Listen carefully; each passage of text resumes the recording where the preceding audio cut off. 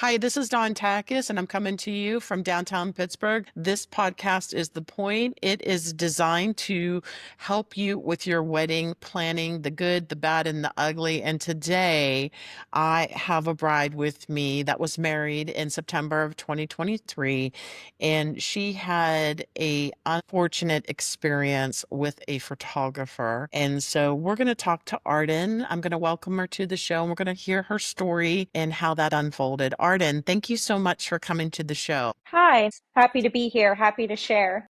Wonderful. It's all about the learning for others, right? That's why we're Yes, here.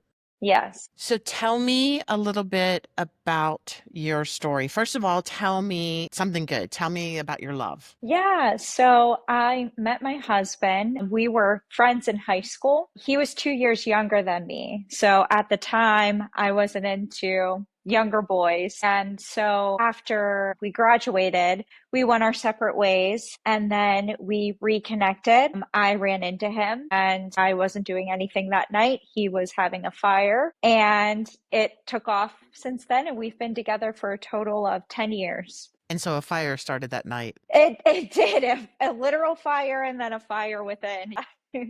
I love that. I love that. So I know that you, like many brides, when you started shopping for vendors for your wedding, you started going to the forums and Facebook groups and what have you. You're a member of Pittsburgh Brides, and we're so happy that you're there with us. I know that you probably posted like an in search of post. Can you tell me a little bit about that? Yeah, so Pittsburgh Brides is a great website. It was so helpful to get feedback from previous brides for advice, and they give you advice. I got married in Butler, so I was getting advice from brides that were in Butler. So I went to the Facebook forum and I did reach out for a photographer in the Butler area with my date. And I got flooded with a lot of messages, which a lot of brides know can be overwhelming, for floral recommendations, for DJs, for venues that fit all of your needs. It can be overwhelming. So I think whenever this photographer reached out to me specifically through direct messaging, I felt, oh, the choice is coming to me. The decision's made. It makes it easy for me. I don't have to read through 50 replies. This person is reaching out specifically to me. You thought that that person wanted to win your business. They wanted to open up a conversation. Yes, yes, that it started with a heartfelt message telling a story about him and his wife. He understands budgets and he would be happy to work with me and accommodate for both photography and videography. And the price was within our range. And I think that was another selling point for me. And let me ask you, of all the others that commented on the in search of thread, did you have other DMs from other vendors? At the time, that was the one that stood out to me. He was very quick. I think that was something, instead of me waiting, he was very quick to reply. Okay. And so l- tell me what happened next. Tell me about the story of the process of, did he do engagement photos for you? What happened? Yes, so we did set up, we talked a little bit about payments, and there was no, as I look back, hindsight 2020, as I look back, there was no contract that was sent to me. Most of it was just verbal agreements through Facebook. And another thing was we booked the date for the engagement photos, and I had to reschedule once due to a work issue. And I gave a week in advance. And then the following week, we were supposed to meet. I messaged him the night before asking about, are we still good for the next day? The next day comes. And as I'm getting ready, I just have a feeling that he's either going to cancel or no show on me. And this was after I paid the $300. So through Facebook messaging, he said I needed $300 to book a holding fee for my wedding date. Now that I look back, whenever I wanted to get my money back, so he canceled the last minute for our engagement photos. It was about an hour before we were supposed to meet. He says sorry. I said some story about his daughter being in the emergency room. So at that point, I'm like, I feel bad for being upset because his daughter's in the emergency room.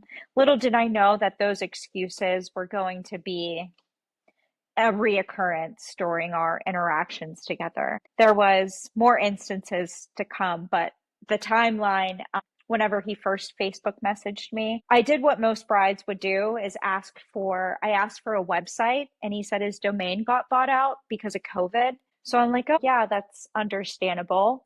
He did send me a Google Doc of engagement photos that he did previously, and then he sent me maybe 5 pictures of a wedding that he's done.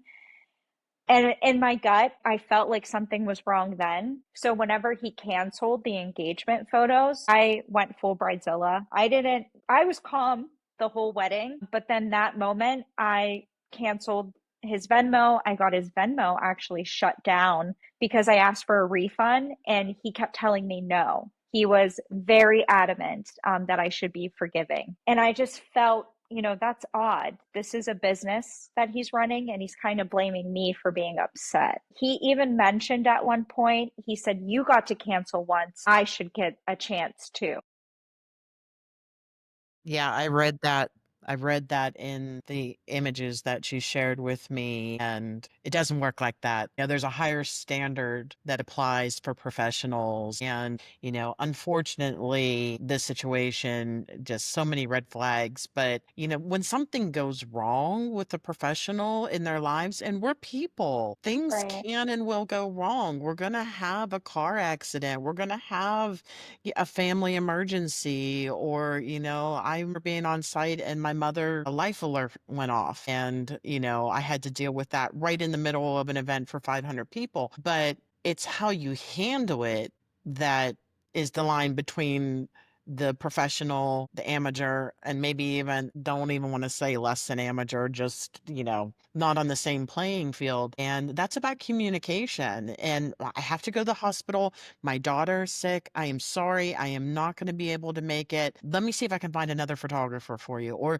when is the next day that you're available? You already should be trying to correct that. And it should never be a tit for tat scenario. They should never be saying to you, well, you did this. Like, you're the right, customer. Rule number one, right, the customer's always right. And if you forget that rule number one, and you try to move on to rule number two, well, then you just are not a professional in my opinion, right? right. I Like, agree. I agree. it's the single most important day of your life, and those engagement photos are critically important to everything that you're doing from the start of your journey, and just so disheartening to hear this. So tell me, continue with the story. Tell me what else happened. So after we went back and forth, I realized I wasn't getting my money back. And people asked me, "Did you pay for props? Did you pay for equipment?" I didn't pay for anything. That money was going towards making sure he was free that day. That's all that he told me. And you're right. If he was communicating with me all day, the morning of, realizing he wasn't going to make it, but an hour before, and this was after my messages were getting a little bit more concerned, me asking, "Hey, where are you?" Me calling, me texting, and then he pops up out of nowhere and says, "I'm canceling." So that's what made me want to report his Venmo. That's what made me want to say, "I want away from this guy." I Something inside of me was like, "Get away from him." But realizing I wasn't going to get my money back, I wanted to make it worth $300 at least. So we did do the engagement photos. At this time, he did make himself sound like he was working with somebody. I explained how big my venue was. He's told me that he's been to that area before, and he said that he was familiar with the venue. So my venue, even though there was only 80 people invited, it was pretty big. There was a lot of space that needed covered. So I was a little worried that just one person was going to do all of it. And then he also said it included video. So I wanted, just from research, it says always ask, to see their style of work. always, see how the videographer, what their eye is, just so that they're capturing the same thing as what your vision is. Sure. But he said, oh, no, if I need another person for 80 people, he said, I will have my other photographer come along. But for right now, he said, I can set up the video, get the perfect angles, and then also get pictures because we were having a butterfly release. And that was really important to capture the butterfly release. And I told him, if you need us to re-kiss a couple times just to get the perfect photo, we can do that. And it seemed like a lot of the things that he captured were just my Pinterest ideas that were sent to him because I was worried that he wasn't going to get the photos I wanted. And that should be the last thing on a bride's mind is worrying if your photographer is going to see the vision that you're paying them for. We did get the engagement photos and they were nothing special. I was happy with them enough to stick with him through the wedding, but I think I was just so burned out. No one in my family has had a big, huge wedding. It was mostly courthouses and fire hall weddings. And so I think just having a photographer booked in my mind, I was making progress in the wedding and planning everything on my own. And I think I was just so stressed. I trusted that this person who presented themselves as a professional was going to carry out the professional duties that a professional would. And when we met in person, he kind of had this, feel bad for me type of vibe. He said that his daughter was sick. He apologizes of the how many years he's been doing this as a professional, that he's never had an experience like this before, and to forgive him. And because I work in the field of work where that's all I do Right. is care for people, Right. I gave the benefit of the doubt and I thought, okay, maybe I did fly off the hinges a little bit, not knowing that my internal alarms were telling me something Sure. was wrong from the beginning. Sure. And I just recorded 5 tips for shopping online and safety. And my number 5 tip, but it probably should be number 1, is trust your gut because Absolutely. your instinct tells you everything that you need to know about somebody in the first 5 seconds of meeting them or interacting with them. And I think that someone such as yourself, I know that you're a nurse, a traveling nurse, and you've got a huge heart and you're very compassionate and kind. And sometimes we have a tendency to, doubt our own instincts and our own gut. And we try to say, oh, well, maybe I have PMS. Maybe I'm just have bridezilla. Maybe I'm just overthinking it. Yeah. Maybe it's me. And you want to blame yourself. And it's not you, it's them. And it's your internal system warning you, red flag, telling you to back off and back away from this person. And then you hit that wall where we overcame the engagement photos. Okay, we sat down and talked. It wasn't exactly everything that I wanted, but I've already booked him, so I'm just going to proceed forward because I can check that box off on my list, right? And again, your instincts were even questioning that from what I'm hearing from you. Yeah, yeah. And I've done a lot of healing, through personal experiences and therapy. And, I realized at the time I did have trouble speaking up. And looking back, every bride deserves to have the day about her. And that, if I have any 100%. final message, that is the day is about you. And I overhear a lot of brides wanting to please family members in different states, or family members that, kind of want to control their day. And, when I look back on this situation about the photographer and me not speaking up, at first I was very angry because me and my husband, we do a lot for other people, whether it's friends, family, and we deserved one day to be about us. I think that's what made me so upset was, he throughout the whole time was giving me excuses with his family. He even mentioned at one point that his mother had cancer, and it just made me feel empathy at the time. But as I look back, I'm like, as a professional, why did I allow him to put his personal needs before a day that is up for us? And I think that's a message that I want to tell brides. This day is about you. And if there's any day to be selfish, it's going to be on the day of your wedding. Well said. Yes. Well said. I have actually had multiple brides over the last 30 days that were in the same position as you. And that's one of the reasons I want to do this podcast and I want to have these raw conversations. They're not easy conversations, but they need to be had.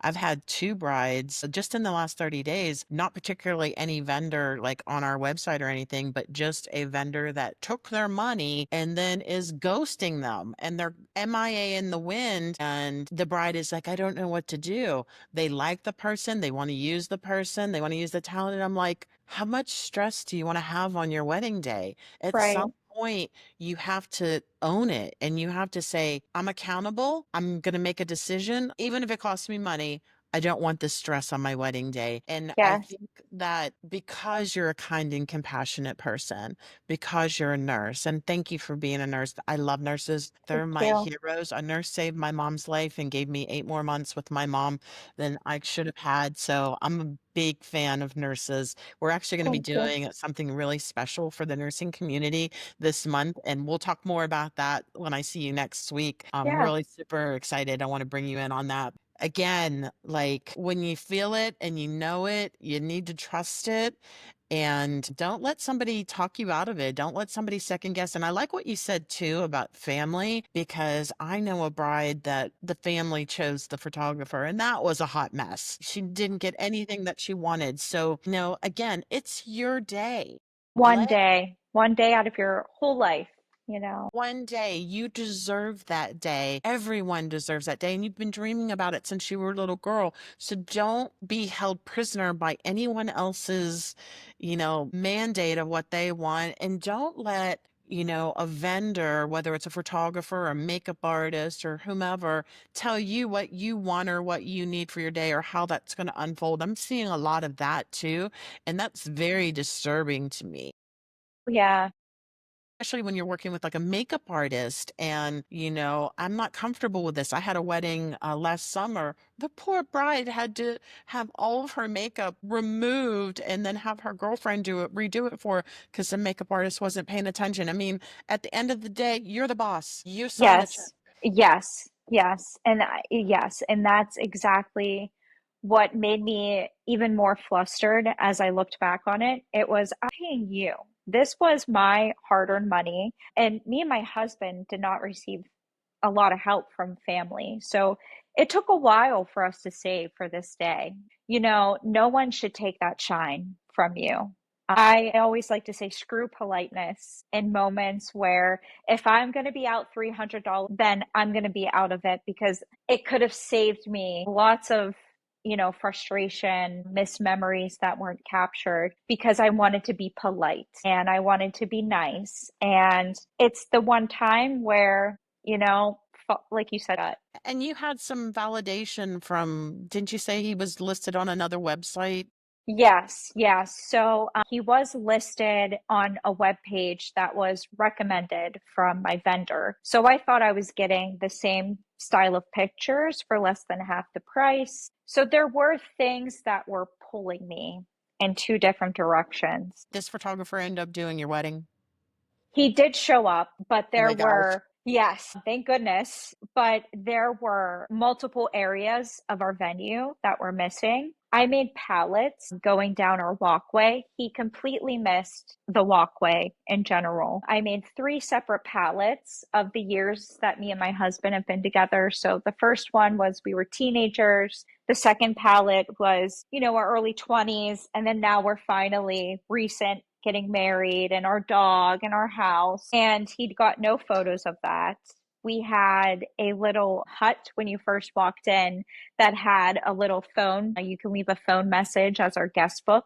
He got no photos of that. And then he told me so not only did he send us our wedding photos about a year later, he told us that his mother was passing away from cancer and his life just sounded like a mess. It was just one thing after another. And after it took a year to get our photos, he misplaced our speeches in our video of our wedding. And that's what really lit a fire under me. And I'm like, why did I keep giving this guy the benefit of the doubt? Ultimately, I'm the one that got hurt in the end. And I realized he was just a man with a camera looking at the photos that he did take. They were beautiful, I think, because of the location, but I feel like capturing those moments that I dreamed of, the small little takeaways, like my bridal party came in as a group, and he got no photos of them coming in, and they had money and jello shots, and there was no special photos of us. And I'm so sorry that you missed out on those special moments and getting thank that you. all captured. But I am glad that you reached out to me. And I know that we met because you wanted to post and tell this story in Pittsburgh Brides, our Facebook group, and you wanted to share the story so that you could be proactive, and you wanted to, kind of claim, yourself in this post, that you've overcome that anxiety that you had and that you wanted to share it with the world so that other brides could learn from this experience and learn how to vet their vendors properly so that they don't end up in the same mess. And I'm so glad that we met because Me you are just too. absolutely delightful. Oh, And we thank have you're welcome, dear. You're welcome. I mean, the minute I heard your voice when we got on the phone and we started talking to each other, like my heart sank because I know you're a nurse and I know what type of empathy and compassion it takes to do that job. And B, knowing, reading the post that you wanted to post, I was just so compelled by it. And so I'm really excited about the little thing that we're going to do next week. And I'm going to talk about that on the end of this. But before we move on, I want to say if there's anything that you like, when you look back hindsight and you say, I wish I would have, what immediately comes to your mind? I wish I would have. Three things. I wish I would have taken my time. I feel like I was rushing to check those boxes, but some things are worth taking time on. Take a break. That's another thing. Sometimes, whenever you're planning every single day after work, every moment your mind is, did I miss something? Like I said, I didn't have anyone in my family that had a wedding. So I had to look up, the order of how people walk down the aisle. I didn't even know the order of that, who was in that. I don't know if I'm alone in that. I don't know if that's like a universal thing that everybody just knows. I didn't know how the music went with the walking. So a lot of anxiety over missing little details like that I got very burned out. Coming up with a timeline, not wanting to miss a special moment of the day, making sure I had signs. Did you need signs? So a lot of little details like that. And I feel like having someone come to me and say, hey, I'm a professional. I'll take care of this moment for you. I'll be your photographer. You worry about the little details, and I got the big stuff. Don't just trust that.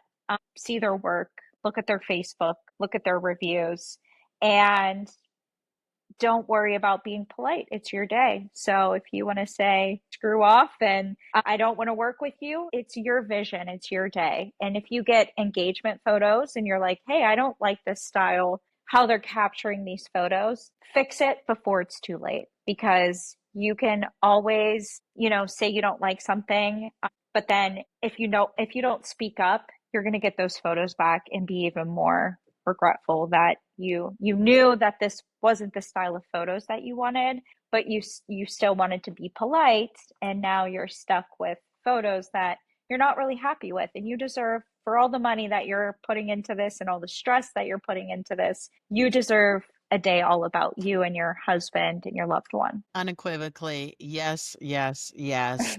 And, the recent turn of events with a couple of brides that have reached out to me that have been in a similar situation to yours, I'm an advocate of saying, take ownership of it. If it doesn't feel right, act. Do something now. Don't allow this to string along. I mean, here's another part of the problem, and I don't think that most brides understand this. You are planning your wedding, 18, 24 months out, 6 months out, and a lot of wedding professionals have another job, or they're just getting married, or they're having a baby, or they had a passing in the family. And any of those things can occur in their life that can have an impact on their ability to perform on your wedding day.